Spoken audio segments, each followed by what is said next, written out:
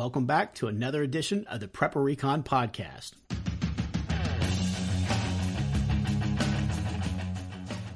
Whether your plan is to bug out or bug in, CampingSurvival.com has all of your preparedness needs, including fish antibiotics, long-term storage food, and water filters. Use coupon code PrepperRecon for 5% off your order at CampingSurvival.com. Hey, Preppers and Patriots. This is the second half of my conversation with John Jacob Schmidt from Radio Free Readout. Enjoy the show.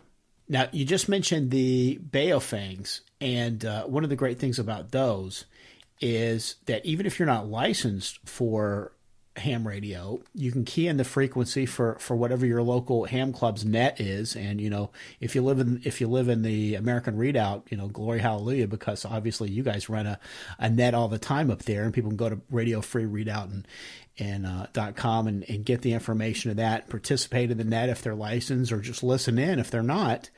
And at least be receiving the communications, and you can print out all of those frequencies for your local ham club. And that way, if things do go dark, you'll have an idea of where the folks are going to be and where they're talking. Isn't that right? Well, yes, but I wanted to say the American Redoubt Radio Operators Network is not limited to the American Redoubt.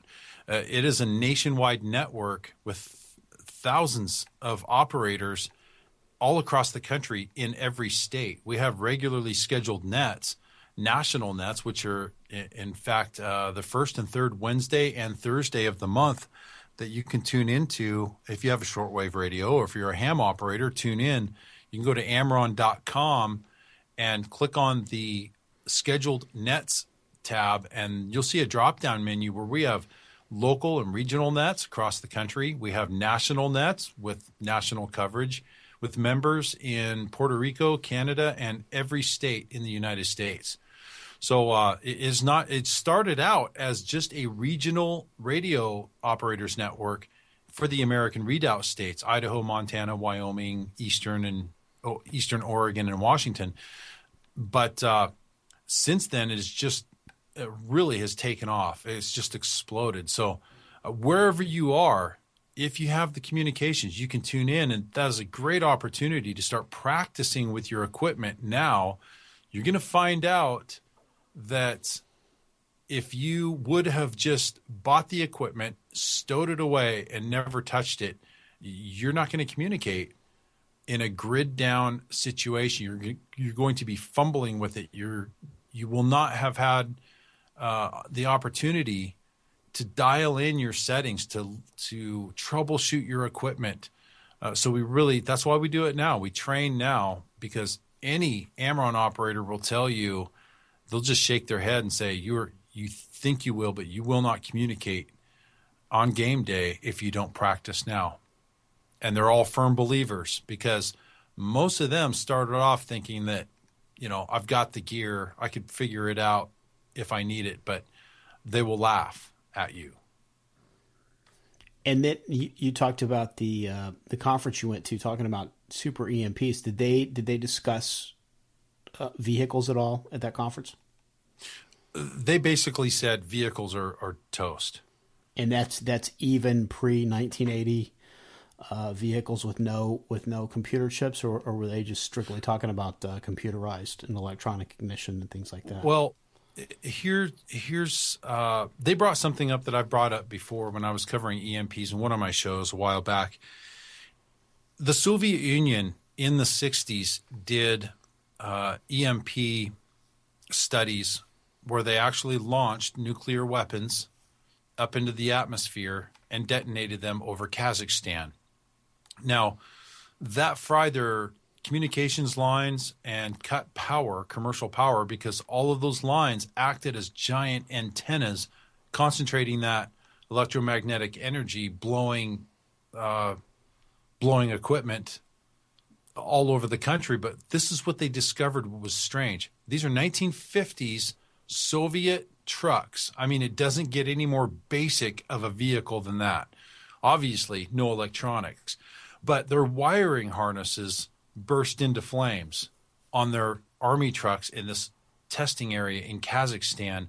And once again, the frames of the vehicles and the wiring harnesses acted as antennas, which pulled in all of the electromagnetic energy hitting that truck, concentrating it on their coils, their alternators, and everything else, and fried that stuff and literally caused their wiring harnesses to catch on fire. So, saying, well, I have a pre-1984 truck, so I should be good to go, or I have a diesel, so it should be okay. But you're seeing those kind of results in the 1960s with 50s era, very basic vehicles with no electronics at a time when they were just becoming aware of the EMP effects and had not yet perfected the weapons and specifically designed them for maximum EMP producing yields. So a lot's changed since then. So what they're saying in this conference is, if you have some type of motorized vehicle, don't plan on it working. If you do, you got a bonus. Wow. I think it's a big wake-up call for a lot of folks. We talked about layering. So can you give us some other examples of layering? I've even heard of people using Mylar bags as a very low-cost, low-tech form of EMP protection. Well, like I said, any type of protection is better than no protection. And as much as you can layer, based on my studies, now I'm not an EMP expert, but I have studied a lot of stuff from people who are not experts, and it shows, and people who are experts. And you just have to, have, I guess, discernment about you to determine how you're supposed to apply all this really overwhelming flood of information once you start studying it. The information's there, but you have to study it, and you have to determine and walk away from that with things that make sense for you.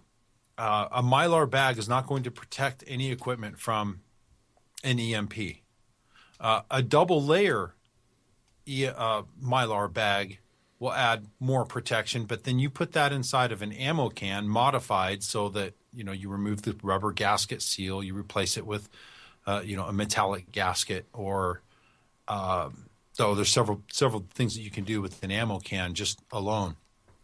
So you do that in layers, and then this guy has a job box, that goes in the back of his truck that seals. He modified that as a Faraday box. So he takes his ammo cans and puts them inside this truck bed job box in his shop, and he's inside of a metal shop as well. So those are layers within layers, because he's taken Baofeng radios and a shortwave radio, completely wrapped them in double layer aluminum foil, put those inside of Mylar bags, double wrapped, inside of an ammo can, inside of a truck box, inside of a metal shop. So chances are this guy's going to be able to pull his gear out, and it's probably going to work. And before we move on to the next topic, you mentioned shortwave radios. Do you have a good model that you like that's sort of low cost for folks that are on a budget? Yes, absolutely. There are a couple models. There's a Sony model, which we have on our Amazon store at Amaron.com on the right-hand side. And there is a Texan model. There's two of them that I strongly recommend, because I've tested the Sony side by side with the Texan, and the Texan outperformed the Sony. Although the Sony is a great shortwave radio, I was able to pull out weaker signals that I couldn't with the Sony. But the Texan models, there's two of them. One's a PL 660, and the other one is a PL, as in Papa Lima, 880. Now, the 880 allows for finer tuning, but the 660, which is cheaper, actually has better weak signal reception. So it's a toss-up. I don't know why they couldn't make that just into one radio, but one's about $120 and the other one's about $180 between the 660 and the 880. Both of those are excellent shortwave radio receivers. Now, I just became aware of a shortwave radio that's pocket size that has been getting excellent reviews. I'm going to buy one and I'm going to do a review on it, but it looks just like a Texan pocket radio. It's a different model than the 660 and the 880 that I just recommended. But Texan also has this, it almost kind of looks like an old walkie-talkie type size of radio. And there's another company that came out with one identical to it, but only it has single sideband. That's by County Comm. County, C-O-U-N-T-Y, Comm, C-O-M-M. And that model is GP5. We're going to see what we can do about getting an affiliate link up there because of the positive feedback that we've had. And those run about $85. And they also have a jack for an external antenna. You really, really want to make sure that that is a requirement for any shortwave radio that you get. It must have single sideband and it must have an external antenna jack, even though they perform well a lot of times with the telescoping antenna that comes with them.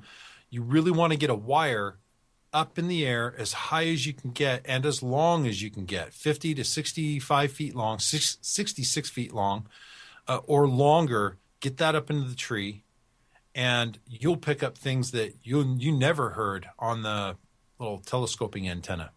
But you want a shortwave radio with single sideband. Now, I'll tell you a little story about kind of a journey that one Amron core operator took. She is located just outside the American Redoubt. She started off with T-REX, which is our Teotihuacan readiness exercise, nationwide communications exercise, with a small shortwave radio. She was receiving digital communications and was just excited, right? But there were signals she was not receiving. So she said, you know what, I'm going to get a better quality shortwave radio because you do get what you pay for when it comes to communications. So she's looking at a $500 or $600 shortwave receiver. I mean, these are, very good quality, way better for receiving signals that the smaller radio couldn't. Well, then she says to herself, I'm already spending this much money. Shoot, that's as much as a ham radio, like a transceiver. So you don't need to have a license to transmit in a life or death emergency situation. I may as well just get a ham radio that I could transmit on in an emergency. So instead of the shortwave receiver, she got the ham transceiver. And then it drove her nuts being able to listen to the Amron nets and other nets where she couldn't talk. So she went and got licensed. So this has been a progression. So it all started off with just having a shortwave radio, and then she continuously upgraded. Now she's an Amron core operator, very skilled, very capable. She deals with the digital, the voice modes. She's even outside of ham radios, got a very firm grip on encryption and other tools that we use for communicating not on ham radio. And so, I said all that to say, you might not think ham radio's for you or that you have aspirations, but you'll see once you get on this journey, the capabilities that are there, you're at the point where most people are where they don't realize what they don't know. And as they become more aware and as they learn more and they're on this journey, you very well could be a full-blown radio operator at some point in the not-too-distant future. And the more we have, the stronger I think it makes the American citizens in the recovery of dealing with any crisis. I just have always wanted to encourage people to get their communications up and running or get your comms up, because that's one of the most overlooked areas in preparedness is communications and probably intelligence, the intelligence process, and medical. Although more and more people are getting up to speed on medical. But communications, that's one where most people need the most work. We're going to take a quick break, and we'll be right back. The dollar's lost over 90% of its purchasing power since 1971. Silver, on the other hand, has proven to be a very stable form of wealth preservation over the years. And where do you buy silver? Silver.com, of course. Silver.com offers fantastic prices on gold and silver. Check out silver.com today. In 7 Cows, Ugly and Gaunt, Book 1, Behold Darkness and Sorrow, Daniel Walker begins having prophetic dreams. Through one of his dreams, Daniel learns of an imminent threat of an electromagnetic pulse attack which will wipe out America's electric grid, sending the country into a technological dark age. If they want to live, Daniel and his friends must focus on faith, wits, and preparation to be ready before the lights go out. Buy your copy of 7 Cows, Ugly and Gaunt, Book 1, Behold Darkness and Sorrow, by best-selling author Mark Goodwin, in paperback, Kindle, or audio edition from Amazon.com today. And you mentioned the T-Rex. Could you just talk to us a little bit more about what that is, and then tell us what you're going to be doing for T-Rex this year? Well, the T-Rex is short for Teotihuacan Readiness Exercise. So an acronym within an acronym. Teotihuacan, of course, is the end of the world as we know it. Doesn't necessarily mean the world's going to blow up or be even worst case scenario. But when things change very drastically, where they're probably not going to be the same again for a long time, that's Teotihuacan. So Teotihuacan Readiness Exercise, or T-Rex, is an annual disaster training exercise where each family, group, church, militia, or community mutual assistance group, whatever it is, to practice your disaster preparedness plan.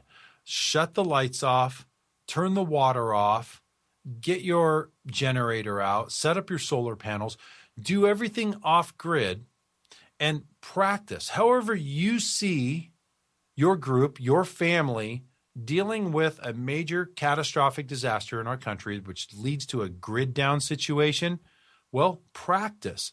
When was the last time you got all that stuff out and actually put it to use? When was the last time you actually unfolded that solar oven and tried to bake some muffins in it?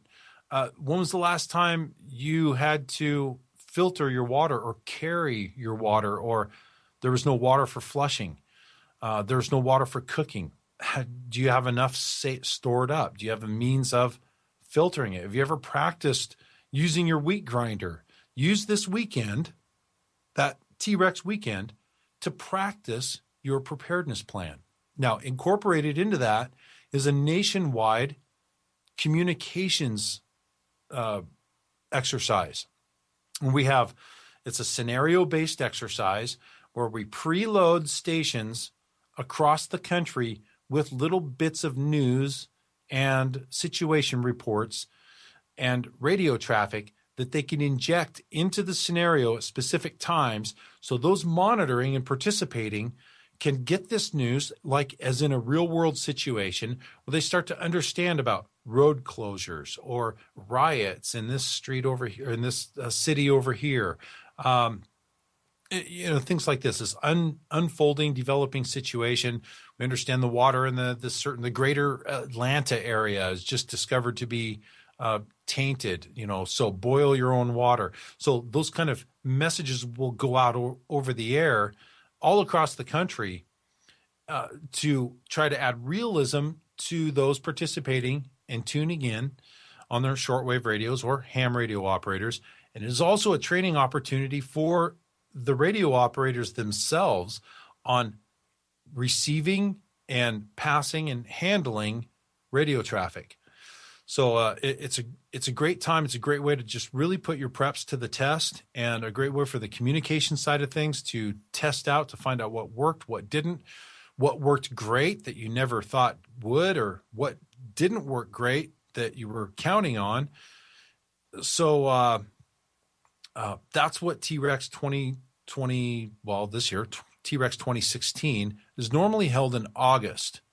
But this year in T-Rex 2016, there is a major disaster training exercise that is being conducted in the Northwest called Cascadia Rising.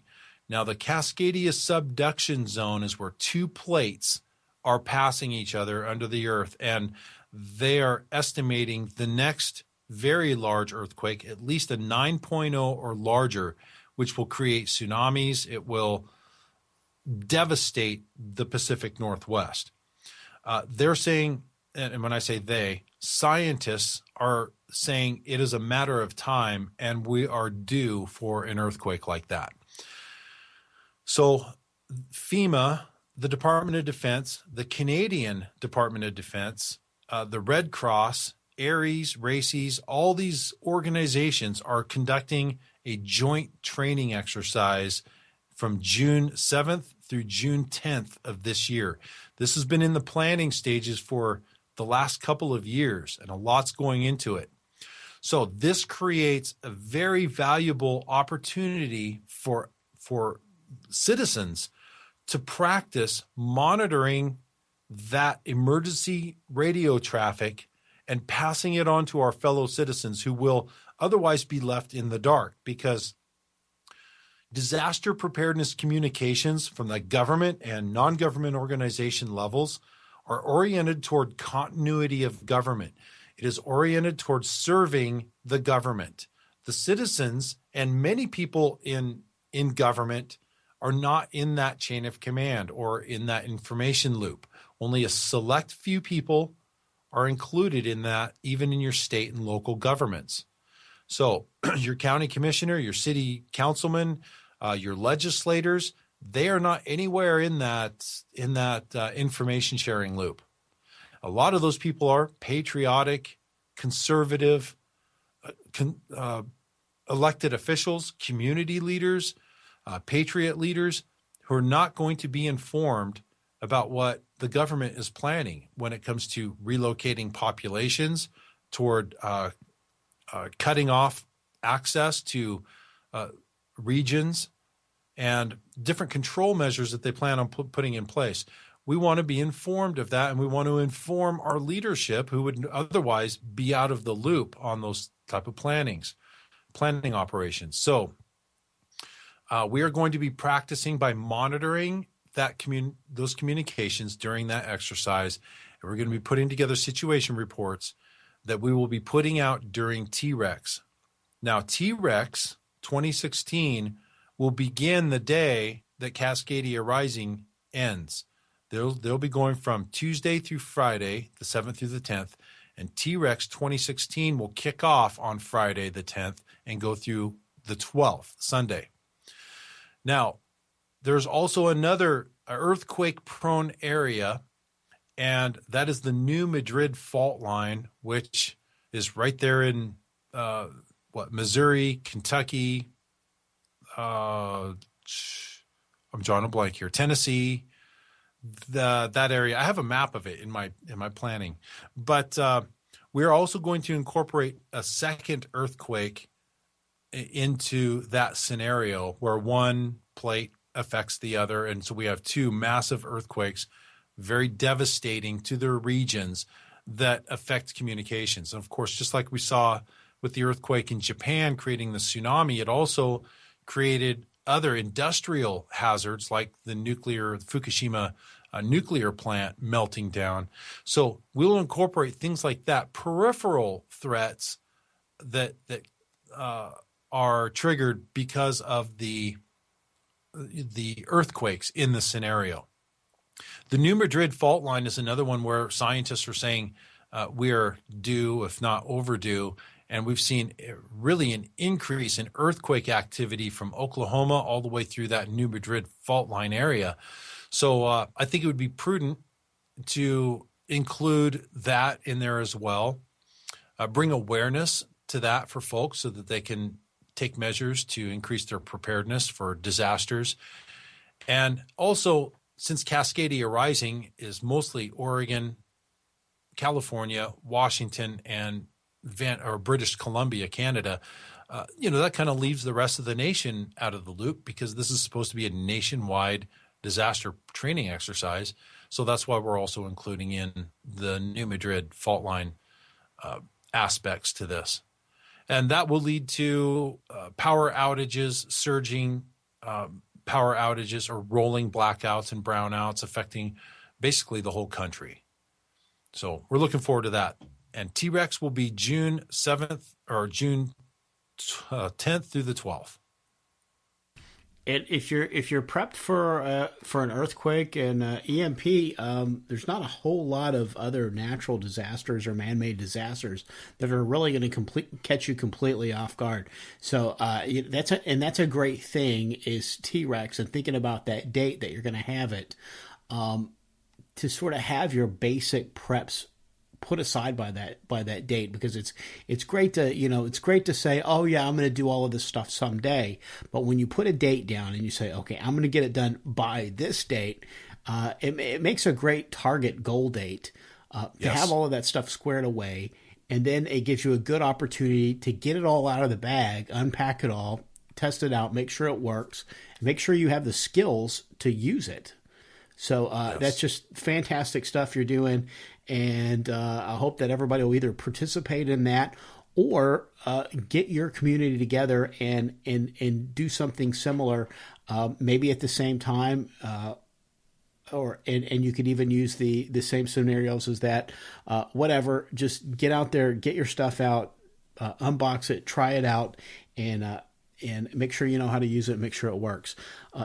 John Jacob, thanks so much for taking time to be with us today. Tell us, before we let you go, where do we find you, and when are the two shows that you have for Radio Free Readout that folks can go and download and listen to whenever they like? Sure. You can email me if you have any questions at johnjacob@radiofreereadout.com, readout with a silent B.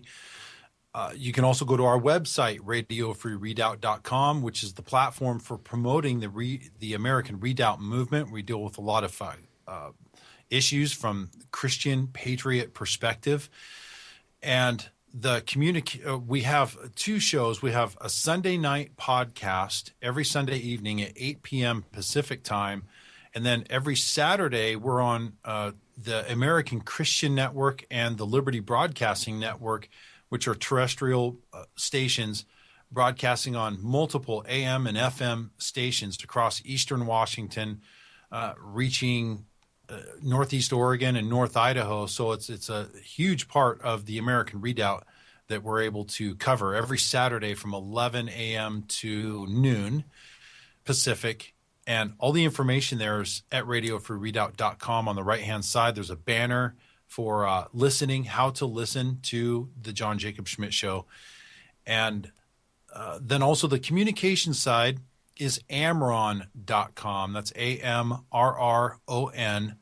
That stands for the American Readout Radio Operators Network. Even if you misspell it, do an internet search will take you there, because we've grown so much that it's just right at even if you misspell it, it's right at the top.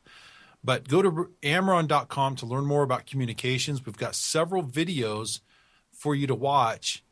And I just posted a T-Rex 2016 promo video. It's basically just a mark your calendars promo video announcing the coming of T-Rex and solidifying the date.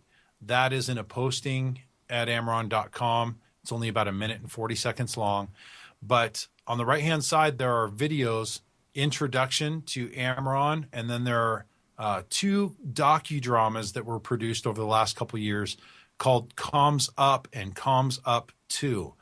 And those are about an hour-long docudramas that kind of take you through hypothetical disaster grid-down type of environments with radio operators and interviews about their perspectives dealing with a disaster. And so, yeah, some drama scenes kind of showing what that might look like in a real-world type situation. And then we have contact information right there at amron.com. And I always encourage people to get this communications SOI. That's the Signals Operating Instructions. In a disaster, you want to be able to link up with other similar, like-minded, prepper, patriot type of people. The Amron Network uses an SOI for real-world disaster training and disaster training exercises, and that stands for the Signals Operating Instructions, to know what frequency to turn to, what mode to listen to, when to listen to it, what to listen for, what to say. That is your communications guide for linking up with others. Also available at Amaron.com. John Jacob, thanks again. Thank you, sir, for everything that you're doing as well. God bless.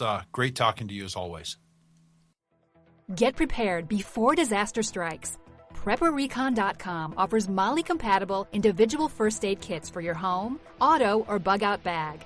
These kits have everything you need to address a traumatic injury, including an Israeli battle dressing, quick clot, EMT shears, suture kit, steri-strips, tourniquet, tough strip bandages, and so much more. Kits are available in OD Green, Coyote, Black, and ACU. $99 includes shipping. Go to PrepperRecon.com and click the Store tab at the top of the home page. Order today before it's too late.